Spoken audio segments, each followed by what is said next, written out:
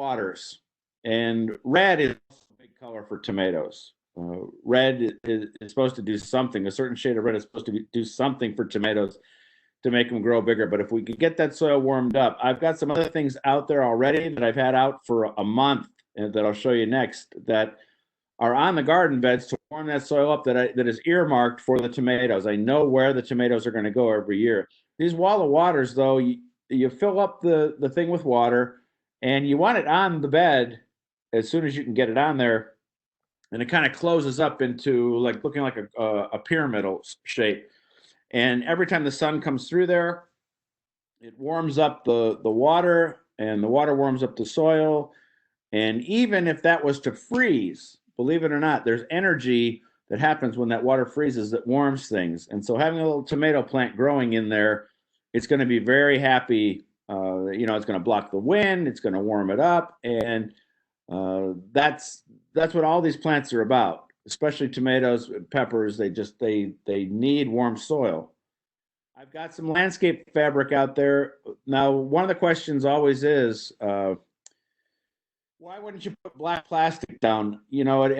At big farms, they'll put rows and rows of black plastic down, but under those rows are drip irrigation systems underneath there, because when you put plastic on a bed, water can't get through. So in the case of landscape fabric, black landscape fabric, it's porous, and so water can get through. So we're not drying out the bed completely before planting, but we are warming up the soil. Every day we get a sunny day and the sun hits that black landscape fabric, it's going to do a good job at raising the temperature of the soil a couple degrees, more so than if you didn't have it on there. The other trick that I'm doing in some of my beds is this 3 mil drop cloth that I've been talking a lot about. I use it in so many different ways in the garden as outdoor greenhouses, and it's a drop cloth you get at the hardware store. It's very inexpensive. 3 mils is the thickness, and so that's the thickest drop cloth I've seen at the hardware store. And you want thick because it's going to last a lot longer than you'll use a 1 mil thick to cover your dining room table when you're painting the ceiling or something like that. Then you just dispose of it, either send it to the compost or it has to go to the trash. I'm sorry, the recycle or the trash. But I'm using this plastic in a lot of places where I will just roll it out over a bed, and every time the sun comes through there, now the water can't get through. So on a rainy day, I'll pull that off, the soil will get nice and wet, and then I'll put it back on to warm it up. And so these are just some of the tricks. And just black compost, believe it or not, just having black compost out there will be warmer than something that isn't black. And so most of the compost that we get, either from the nursery or from our municipality or that we make ourselves, is going to be that black color. And black it sucks up the heat from the sun, and that's what we want it to do. And let's see. So let's go with tomatoes to start off with. And when I'm thinking about planting early, I want a tomato that's bred to be planted early. And that's the thing that breeders really work hard on, is they really work hard on getting an early tomato, and a tomato that can thrive in not ideal conditions. This is not ideal conditions. If you're going to, any night that's below 50 is not going to make a tomato happy. And so these are just a few of the varieties you can find out there at the nurseries. And most, if not all, garden centers and nurseries are open with curbside service, so that you can just go online, look at what they have, or give them a call, look at what they have, and say, "Do you got any early tomatoes? I want to put something in early." They'll try and talk you out of it and say, "Oh no, I talked to Doug Oster. He said we can do a couple plants and put them in." And so these ones will put on tomatoes really quick. Sun Gold and Early Girl, 4th of July, and Red Racer are the four that I've worked with the most extensively. Sun Gold and Early Girl in particular. And Early Girl's been around forever. It's a hybrid tomato, and I've tested so many different types of early tomatoes. Early Girl is always the winner because of its size, its flavor, and its earliness. You'll get tomatoes that are earlier, but they're not going to taste like a tomato. And so these varieties, again, they can take a little bit of cold at night, and with some protection. And one of the easiest ways to protect tomatoes is when you plant them in a cage. You just wrap them with some kind of plastic. Even that 3 mil plastic that I just showed you will work. But anything clear like this, again, it stops the wind. When the sun comes through, it warms it up. And you see though that you got to leave the top open unless it gets really cold. Otherwise, you'll burn them up. You can't just have plastic over there. You've got to have some air circulation in there. And this is a very cheap and easy and effective way to get a couple tomatoes out there early. Same thing here. Again, you can't leave that closed all the time. 12 o'clock in the afternoon with bright sun on there, you got to have a little air going through there so that you don't burn up those plants. But they're going to be so happy right there. And that's a good spot to put something like that. You could just build it yourself. You could use PVC if you wanted as the hoops, or just some 11 gauge wire that you can find cheap at the hardware store. They'll cut it to length for you. And then just a bed with some soil in it. And these plants that usually could not survive out there right now will be happy in those conditions. This is from a friend of mine who did a story on, she called it the Cadillac of cold frames because her husband actually sided it to look exactly like the house. A cold frame is just an unheated greenhouse out in the garden. It doesn't have to be this fancy. Most of them are banked at about 35 degrees facing south to try and pick up as much sun as you can. You could do that with a couple of hay bales and an old window if you wanted. There's lots of different ways to make an outdoor cold frame that, again, is this place where plants will be fine out there, even when it gets down below freezing, because they have something to cover them. And I use a lot of these. Oh, if I could find more of these. These are old 1970s skylights out of someone's roof, and a friend gave them to me, and I just placed that plastic right over a bed, and it just becomes a little greenhouse out there. When we get nights like this, even though lettuce, there's nothing left Mother Nature has in her to stop lettuce from growing. On a night where it gets to 32, I'll put something like this over, or the plastic or something like that, just so it keeps going strong. All my greens out there are going crazy, but 32 or lower is just going to kind of shut them down. And so another easy thing to use, and I talk about it all the time, is called a floating row cover. You can see how lightweight it is. You can see right through it. It's a spun-bound, translucent fabric that, again, when the sun comes through it, it heats up the soil. When the sun's gone, the heat is released from the soil. And it just gives these cool weather plants a little help, but it's also a spot for a couple warm weather crops that you might want out there, whether it's beans or cucumbers or anything like that. To have it out there under something like this floating row cover, they're going to be fine. And so you can find a floating row cover. It comes in long rows that are about usually 6 foot wide by about 25 feet long for about $11 or $12. And they are inexpensive, can be used year after year. You wash them out. And eventually they'll just, after 3 or 4 years, they kind of break down and you start again. But inexpensive, easy way. And also for your tomatoes, a good thing to think about is what I do, cheat. I have some big tomatoes out of my greenhouse. You could buy a big tomato like this for $3, $4 at a greenhouse, a garden center, nursery, and they're already big. They're already might even have tomatoes on them, and you can put that in again with your plastic or whatever it might be to keep them warm. And you got a head start on the season. I have a video out there right now or coming out that I show some of my big tomatoes, and I always get accused of cheating. But if you've got a greenhouse or if you can get some big plants, why is it cheating? My saying always is, there's no crying in baseball, there's no cheating in gardening. So another little trick you can do if you're growing your own tomatoes, or if you're buying a big tomato plant, is you can take cuttings from them and they root really easy. And so you just find in the plant there where you got some suckers coming off, they will eventually flower. and you just cut them. And I stick them directly into some soil, but you could put them into some water. They'll start to root. You'll see all those roots, and then you can put them in soil, and you're getting more tomatoes from one tomato. And this cutting that you take is a genetic clone of the plant itself. So it thinks that, or it knows that it's 6 or 8 weeks old already. So it's ready to flower. Whereas if you were to start a seed right now, it would have to get to that 6 to 8 weeks to find that ability to flower. And so it's just a fun little thing to do. I just took some cuttings of a big early girl that I've got in the greenhouse and made like 6 or 7 little plants.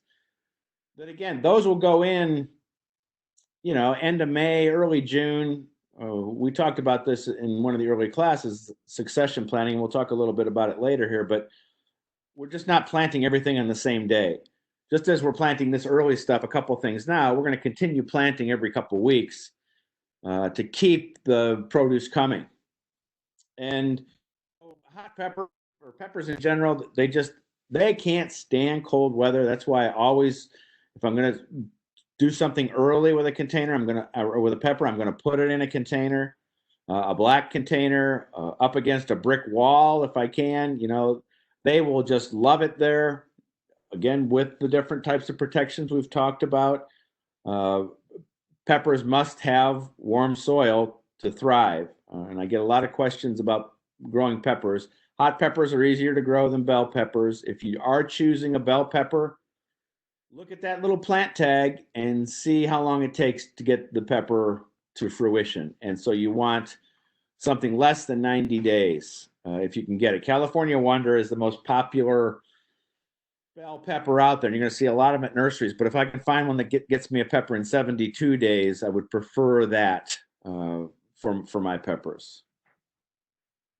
So vine crops like cucumbers, squash, pumpkins, beans, we call that a vine crop because it could be pole beans. They love warm soil, but they don't like to be transplanted like peppers and tomatoes do.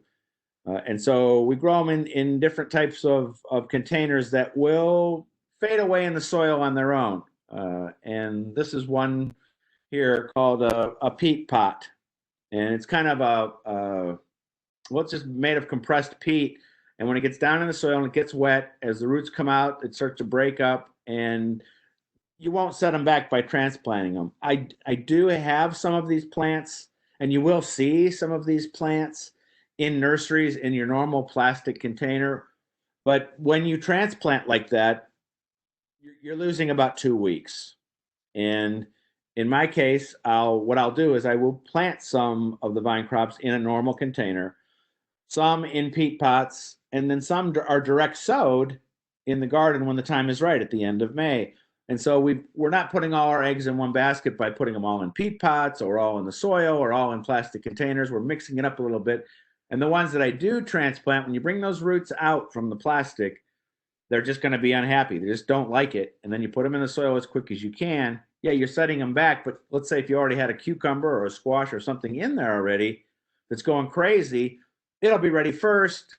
It'll slow down. And then these other guys, they'll catch up and they'll be producing full bore. These other things here are called peat pellets. They're little dry discs when you start off, and then you soak them in water and they become big like that. And you put a seed in there, and it just gives the seed everything it needs to get started. And then we can put that whole thing into the ground. Again, you're not transplanting. You have the nice roots in there. The roots will work their way out of there as that decomposes, and it just will not set the plants back. They can do their thing. Here's a trick that I do all the time, and I don't use a can like this anymore. This is old. I use a water bottle, but making pots out of newspapers is a great way to save money. Of course, how can you find newspapers nowadays? That's the hard part. But you can find newsprint out there, and yeah, it's just very easy. You just kind of fold it over, make a little lip, and kind of tuck it into the bottom. Turn it over, remove your water bottle, and now you fill that with soil. I do that all the time at the home show when I'm working with kids. And we'll fill it up with soil, and we'll put a couple pea seeds in there. And then, again, peas are one of those things that can't stand to be transplanted. And you sink the whole thing in the ground, and that newspaper will fall apart as the roots go through it. Another great trick for something like beans. You know, beans are notorious for rotting in this cool soil. And so even if you did have some big bean seeds out there now, they would just sit there and they would just wait and wait and wait, and then maybe rot. And so if you can get the timing right, you take a look at the weather. A lot of times beans are sowed in about a week, week and a half. But if you look at May 15 to May 20 and you look at the weather and you see it's not going to get cold enough to kill them, you can just put the seed into a moist paper towel and put that into a Ziploc bag. And as soon as they show any signs of sprouting, we get them outside, we put them into our nice compost, and they've already started the germination process. There's no way to stop it. And that's a good way to get a jump on the season. Again, trying to have the first beans or a first early crop of beans or whatever it might be that you love. So we need warm temperatures. We need a good pre-moistened planting mix. I always say that whenever you're adding mix into a container, whether it's to start seeds or plant your annuals in, you always get it wet first. And so you're mixing it up in a big tub or a big container first, adding water, mixing it up, and getting it to the where you squeeze it together. It sticks but doesn't drip. You can see this one is just done in a clamshell. You get these plants just to sprout like that, and now you can just put those seeds. It'll be warm enough by the time you get them outside. Put those seeds, just pick them out of there and stick them right in the ground, and they'll be good to go. Again, we're talking about succession planting. So we're starting off with these seeds one day. We'll get another group of them going in about 2 or 3 days, maybe a week, and continue that until we can direct sow outside. It's just a fun project. One of the reasons we pick beans is they're great for kids because they're foolproof as long as they get water and warmth. They're big seeds, so the kids can, actually maneuver with them and plant them without putting 100 seeds into one little spot. And quick.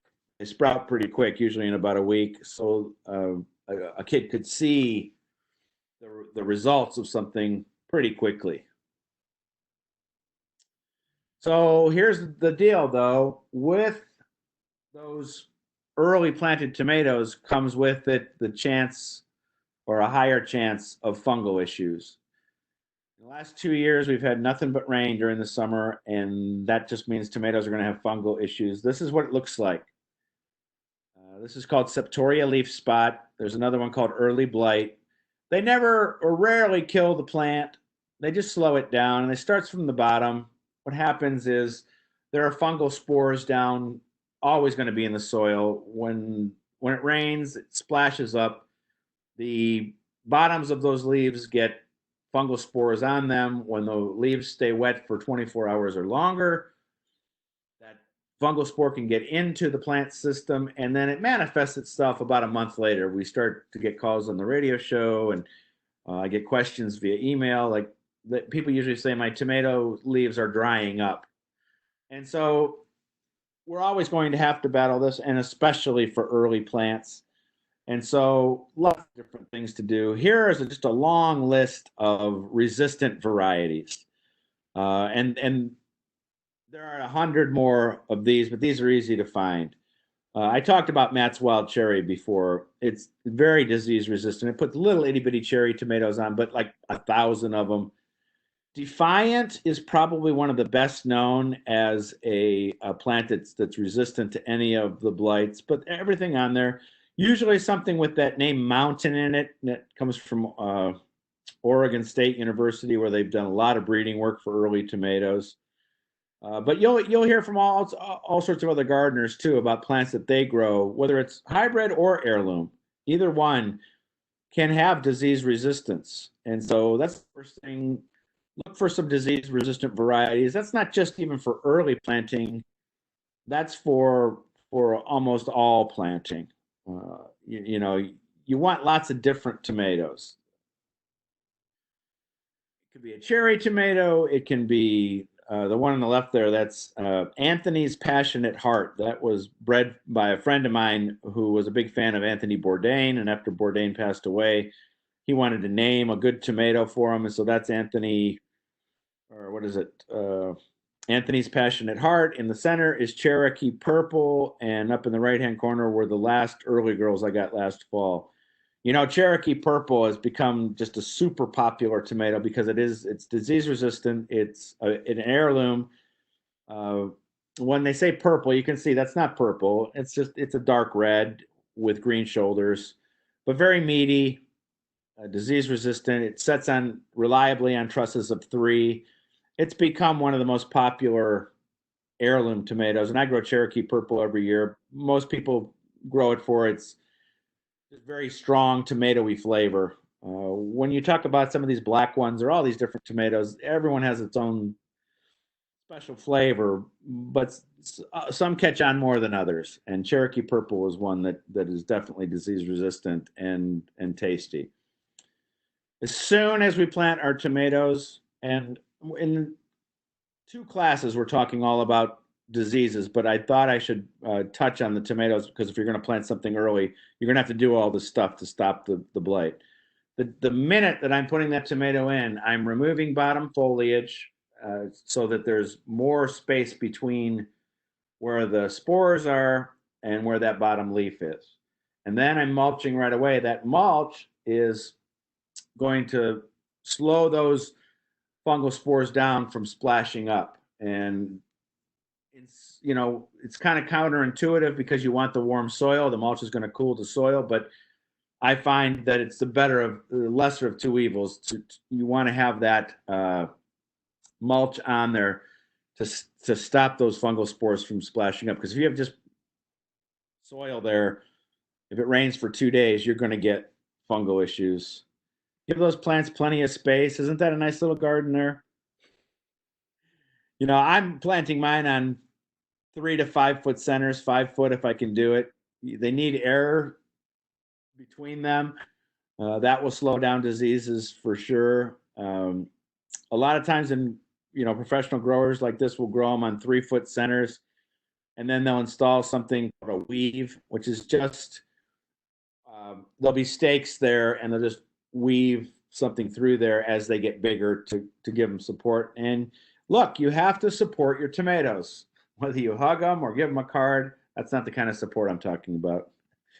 This is the kind of support they need. Stakes or cages. You don't want to grow them. They actually, in the wild, will grow prostrate as vines on the ground. And, again, for a plant that is susceptible to fungal issues, when you've got those leaves sitting on the ground and they're getting all wet, and then you get the slugs climbing up on them. I've experimented with a technique where I will get shipping pallets where I know that what's been shipped in, not some chemical, just from the nursery. I'll say, hey, can you get me 2 or 3 shipping pallets? I'll put those pallets down on compost, and I'll just stick the plants in between the little holes in the pallets, and they'll grow up and they'll grow prostrate, but the foliage won't be on the ground. It'll be on the pallet, as will the tomato be. And so they'll put on more tomatoes that way, but you are risking more disease. 95% of my tomatoes are growing up in a cage, and I build my own cages out of this stuff called concrete reinforcing wire. You buy it in a roll for about $25. You cut them to 5 foot lengths, and you just make a nice cage out of them, time together with the little metal things that are on there that when you cut them. You don't need bolt cutters like that. I use something called lineman's pliers. They're just kind of like a big heavy duty plier, and they'll cut through there easy. And I've been using these tomato cages for 30 some years, and there's no problem with them. The only one that ever had a problem is when a black cherry tree fell on it. That one didn't make it. But other than that, they just last almost forever. And those little cages that you get in the store, maybe 3 foot tall, a full-size tomato in good compost and good soil is going to outgrow that in about a month. And even with these ones that are they're 5 feet high, and I usually make them pretty round. That will be completely filled with tomato. And since I don't have full sun, they'll just keep growing taller and taller and just kind of spill out of the side of the cage. But that cage with a stake, a wooden tomato stake pounded in the ground, that's all you need to do. Once that tomato is in the ground, mulched, you put the cage on top of it, pound in a stake. You never have to touch it again. A lot of people love to stake tomatoes, but when you do stake them, you got to keep tying them up, and you got to keep them to one central leader. You can't let them keep branching out, because then you're going to be trying to tie up different leaders and stuff. That's why I just love the cage idea. I'm lazy. It's easy. I get plenty of tomatoes. Be sure that you, like when I'm using this concrete reinforcing wire, it's wide enough where you can put your hands through it to pick the tomato. I've seen people use like garden fencing or something where it's too tight to put your hands through to pick the tomato. And oh, it's what I've heard my whole life: grow up. And we touched on this a little bit, but we're going to talk about vine crops and pollinators next. And when we're growing things like cucumbers and squash, pole beans, small melons, they all need some kind of support to grow up. You know, I've got some bamboo up in the forest that I use for these projects. But in consort with your vegetables, there are lots of different vining pollinator plants that you can add to the garden that will attract the good bugs and also provide beauty and sometimes fragrance. And so this is one that I really love called moonflower. Again, this is a warm weather crop, and so we're using all the tricks on this that we would on our vegetable seeds too. And you can see, look at what that bud looks like on the left there before it opens. And it opens in like a day when that comes on there like that. And at night, moonflower have the most amazing fragrance. Maybe that's why they call them moonflowers. And I'm telling you, you grow that up with your squash or with your pole beans or with your cucumbers, and it just adds another interesting point to your garden. But also it's going to attract, that fragrance is going to attract moths and other things that are going to come to the flower, but they're also going to pollinate the cucumber or the squash or the bean or whatever else is there.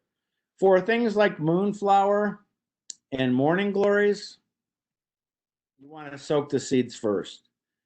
You know, again, it's another trick when you've got seeds that are that need warm soil to sprout, by soaking them, and in some cases with morning glories and moonflower, we kind of nick them or file them. But if you just soak them overnight, maybe for a couple days, they soak up all that water, and as soon as they get to that warm soil, they're ready to sprout, and it just gives you a jump on the season. And you know, morning glories are just so easy to grow. They'll grow anywhere. For some people, they're invasive. They drop seeds and just keep coming up. But in my garden, they're just not invasive. I mean, I might get a couple vines here or there, but I'm always replanting, and they're just a lot of fun to grow. That one on the left is, I think it's flying saucers, and then down below in the center there, that's heavenly blue. That's a really famous one. And then I don't know what the name of the red one is. Somebody gave me that. They're really little itty bitty flowers, but the hummingbirds just absolutely loved them. And again, you're using these crops for beauty, but also sometimes fragrance, but also bringing in the good bugs. It's really important in your vegetable garden that you have pollinators. And luring pollinators in, besides the flower of the vegetable itself, are all these other plants that, again, they're stopping at their favorite flower, but they're also like, hey, look at that yellow flower over there for the cucumber. I'm going to stop there. Number one plant, another warm weather plant that we can get in early, is dill.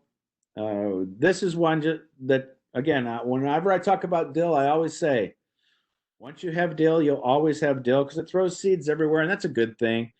But there's been a lot of research that shows that it's one of the best plants for attracting the good bugs, pollinators, native bees.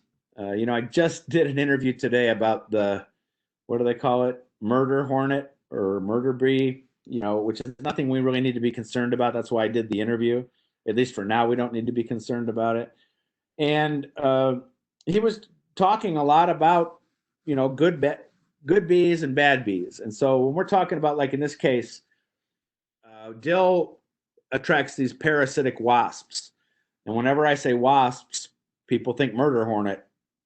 But these wasps are so small and they can't sting you, but they're so small they could lay an egg on an aphid. And so they're just these tiny little good bugs that will help us garden, that just by growing some of these plants, we can attract them and let nature do some of our garden work for us. That's what I want. I want the good bugs to eat the bad bugs. I want nature to have a nice balance out in the garden. I don't want to have to start messing with all this stuff. Let them do their thing, and nature does set up a pretty good balance. In 2 classes, we're talking all about diseases and pests, and I don't care how you garden, chemical or organic, we all going to have the same problems, and I'm going to talk about then all the specific things that I do besides this to work on those problems. And so I can't tell you how much I love this plant called a Mexican sunflower. I just found another packet of seeds at a nursery, the last packet, and they're just sprouting now. Again, this is a warm weather crop, but I'm starting them now early, so as soon as that weather breaks, I can have them in the ground and they can go to town. It doesn't need anything from us once it gets going. If you put those seeds in, you're going to get a plant that's 6 foot to 16 feet tall. And it brings in the bees, the butterflies, the hummingbirds. When my kids were little, we would just sit there, and 4 o'clock in the afternoon, the hummingbirds would come. And in my garden, it needs staked. I don't have full sun. I only get about 6 hours, but it still blooms like crazy. And just put them in the corners of the garden. They just become a tree. And anyone that I turn onto this plant, they just love it because, again, it's bringing in all these amazing creatures into your garden. And they're not just going to specifically go to this Mexican sunflower. They're going to go there and then stop here and stop there. And when you have these things in the garden, you're going to have more vegetables and better looking flowers. All pollinators are in decline, whether it's our native pollinators or European honeybees, except the murder hornet. All pollinators are in decline. Our job as gardeners, because we need the pollinators to make food, is to try and help them out. And that's all we're doing. And these plants and these flowers that we plant in consort with our vegetables are all just mostly started from seed in the garden. As I said, we're trying to teach you how to get a jump start on this, get them a little earlier, and you get flowers a little bit earlier. The only way to grow zinnias, in my opinion, and you'll see them in nurseries all the time, you'll see them in 6-packs, is to direct sow them. They always do better. They fight up. They're very prone to something called powdery mildew. And so the leaves will have, it's just aesthetic, but it looks awful. It just has kind of like a powdery gray mold on the leaves. Not as bad when you start them from seed. And once they get started and things heat up, they go nuts. And again, they're bringing in all the good stuff. Every garden that I grew up with, they always had a row of zinnias in there. Usually this old variety called State Fair, still out there. It's a great variety that, again, you can stick zinnias just about anywhere if you get 6 hours of sun, and they're going to do their thing. With most plants like this, if you can deadhead them, when they're done flowering, if you just snip off the head, especially with zinnias, that will force it to kind of double from down below, and you get 2 more blooms. Then they're done. You cut those, it goes again, and that's a good thing. They don't need much from us. The better the soil, the more flowers, the better it's going to look, but they'll flower just about anywhere. And this is something called borage. Again, we plant it from seed, and boy, I'm telling you, it will be absolutely covered with bees. The flowers are edible, taste kind of like a cucumber. And if you look at that picture carefully, this was taken at an interesting place. This was taken at a state correctional institution in Pennsylvania called Cambridge Springs. It's one of two women's prisons, and they have a garden in that prison. I worked for 4 years to get into that prison to do a video about their garden because I went up to Crawford County and spoke to their master gardeners up there. And I met one, Valerie Walton. And she told me about this project where she's actually going into the prison, teaching the inmates how to start their seeds. They have a little greenhouse. They grow all these plants for a sale, which benefits the program, so they get more money and can get plants going again. And I just thought it was the most wonderful program. And I went in there and did a video, did a story, did pictures.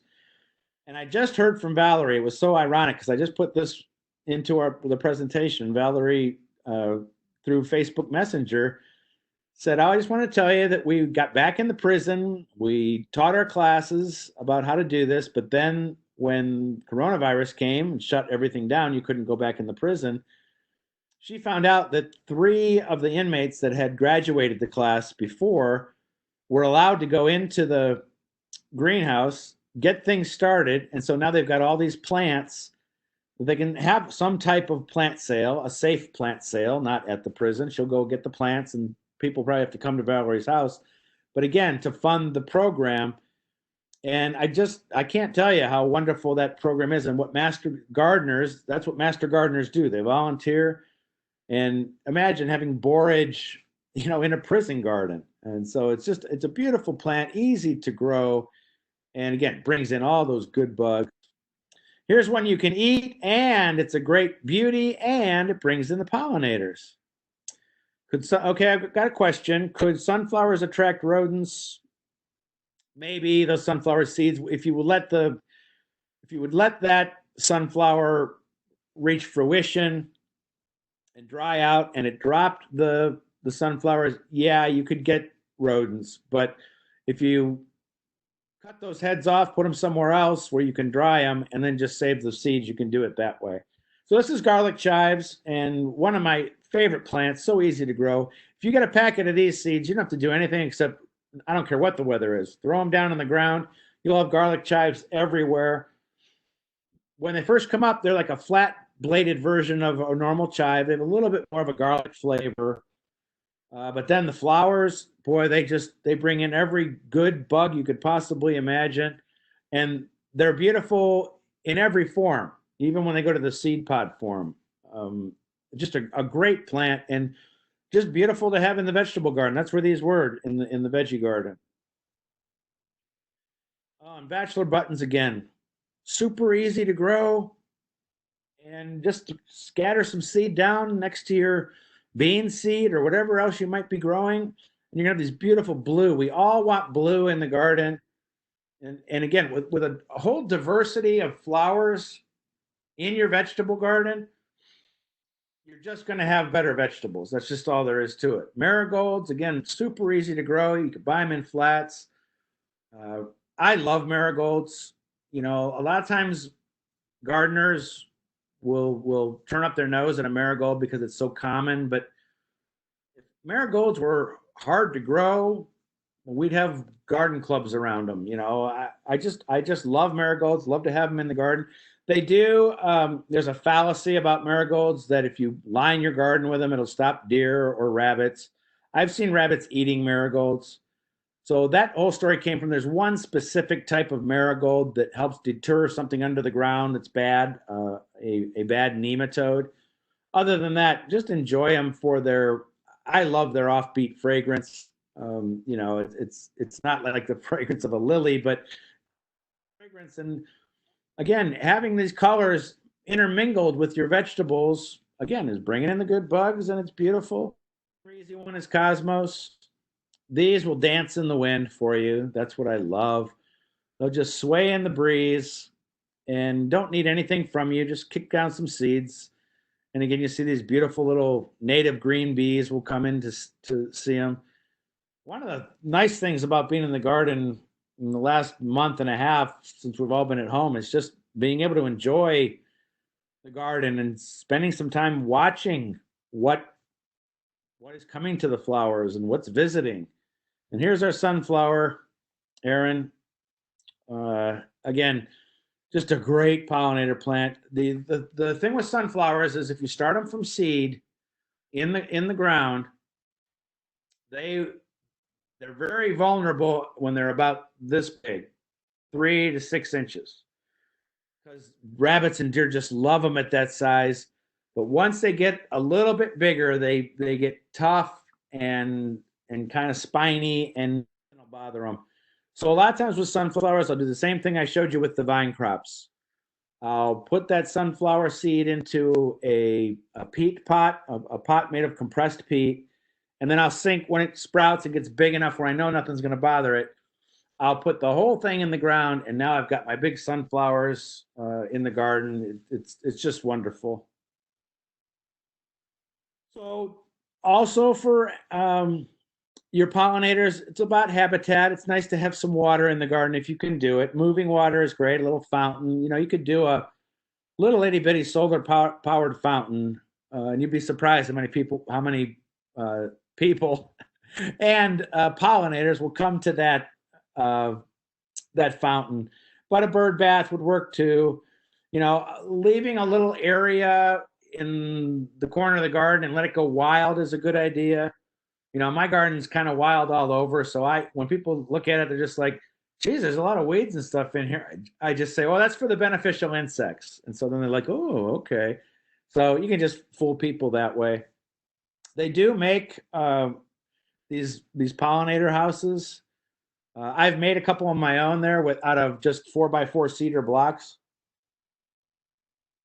If you just drill a bunch of different holes into that cedar box and put something on top for a roof, it'll fill up with native insects.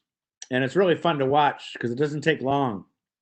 The bugs will come in, they'll lay a brood, they'll cover it up with mud, then the brood will hatch, and they'll just continue once they found that as a home that they like. And then the one on the left there is just one that somebody sells for $20 or something. You hang it up in the garden, and it'll just be a place for the good bugs, because one of the problems the pollinators are having is with habitat, you know, just loss of habitat. You know, there's more housing developments and this and that, not as much woods. And so we can help them out that way.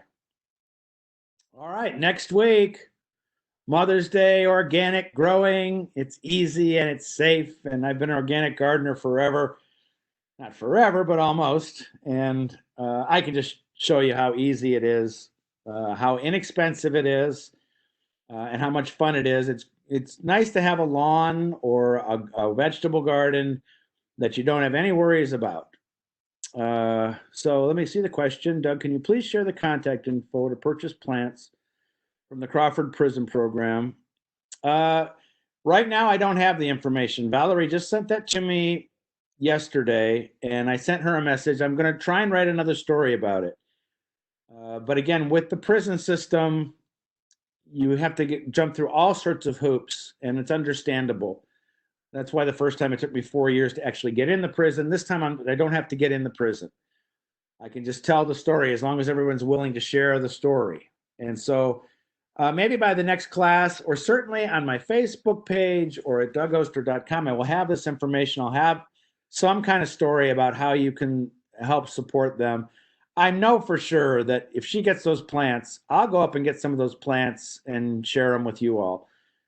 Because it is a wonderful program. And again, I know the downside. That I know that people go to jail for doing bad things.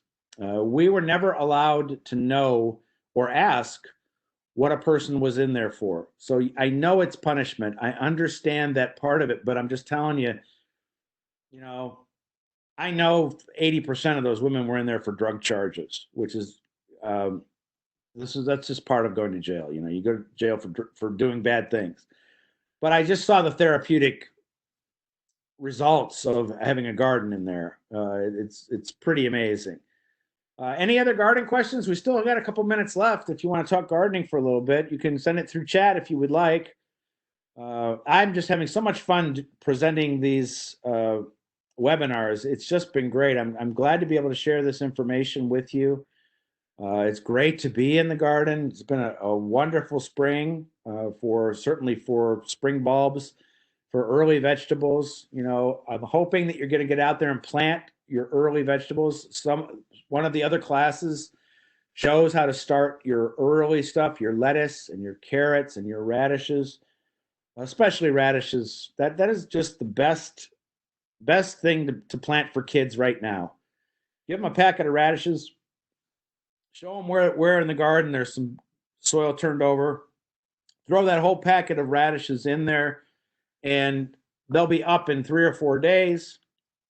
You'll be eating the thinnings with them. The next video that I have that's going to run on Pittsburgh Today Live on KDKA a week from tomorrow shows that thinning process of the radishes and eating the thinnings. And I'm hoping I can work this out where I can get some of the radish thinnings into the studio, because we can't go in the studio during the coronavirus, and, you know, send them in there in a safe manner, clean in a Ziploc bag, then they wash them again, and see what the talent does when they eat an entire little radish thinning, because it's one of my favorite things. I heard the other day on Pittsburgh Today Live, after I did a little piece about radishes and ate a radish in the garden, Heather said, "I've never had a raw radish." And I was just like, never had a raw radish? Everybody should go out and plant some radishes. In 30 days, you'll have a great radish. Let's see. Thanks for the recommendation on seeing if old seeds are still good. Barb tried 3 packets from 2012. The romaine is sprouting in my Ziploc bag. Fun to see. You know what, Barb? If they're sprouting, I would just take them out of that paper towel and just put them in some soil, or put them right out in the garden. Something like lettuce doesn't care about cold weather. You could take that germinating seed when it's young and just stick it right in the ground or right into a little pot till it gets going a little bit, and then you'll be good to go and put them out in the garden. I'm glad that worked for you. That trick was, if you weren't here for the last class, was just for your old seeds, you put them in a moist paper towel, put them in a Ziploc bag, and see what sprouts. Put them on top of the fridge. Well, we used to say that because the fridge was always warm on top. I don't think they are anymore, but just don't forget about them. In about a week, take a look and see what percentage of the seeds sprouted. If it's 50 or higher, you're good to plant them. Question is, what do you think of using pine bark nuggets as mulch? That's fine for mulch. When we're choosing a mulch, we're basically choosing something for the way we want it to look. If you like the way pine bark looks, those nuggets, use it.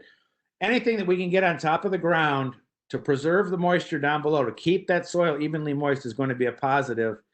You know, a lot of people use the big pine bark nuggets if they have this thing called artillery fungus. If you've ever had to deal with artillery fungus, it's awful, because it's a lot of times you'll find it in shredded bark mulch, and it shoots this spore out at like siding or a car. You know, anything it's by, it shoots this spore out that is nearly impossible to get rid of, to clean it off. I have a recipe, but it's no fun. And so that's what people use the pine bark for. But like you can see that picture that I've got up there, all that straw, that's from the vegetable garden. But out in the ornamental garden, I like the shredded bark mulch, but it's what you like. So another question, does Heart of Italy go by another name? Yes. Sometimes it's Cour, Courdi, Toro, Cor di Toro, the heart of the bull. Sometimes you'll see just ox heart. Heart of Italy is one of my favorite tomatoes. I found it first at a nursery close to me called Han Nursery. But you can find the seed out there. You can find the plants out there somewhere. But there are a million different types of tomatoes. And there are probably 50 different ox hearts. And that's all that Heart of Italy means, is it's shaped like a heart, and it's the size of what they would think would be a bull's heart, a big heart-shaped tomato, real meaty. And there's a bunch of pink and red ones out there. You can find something. Your book, Tomatoes, Garlic, Basil, is an excellent. Thank you. And I'm second time. Bill, I wish you would have bought a second copy. No, just kidding. I'm glad you're enjoying it, reading it again. Tomato, Garlic, Basil was a fun book to write for me. It's out of print. I do have copies sitting around here. if you want one, just send me an email. I'll put my email on here, and we'll work something out. Whoops. It's Doug Oster at Comcast.net. Doug, this is Erin. Yeah. I think you read from that book at one of our farm to table conferences. Oh, I do remember that early on. And you was that the one where I was about to step up and read and realized I didn't have my reading glasses?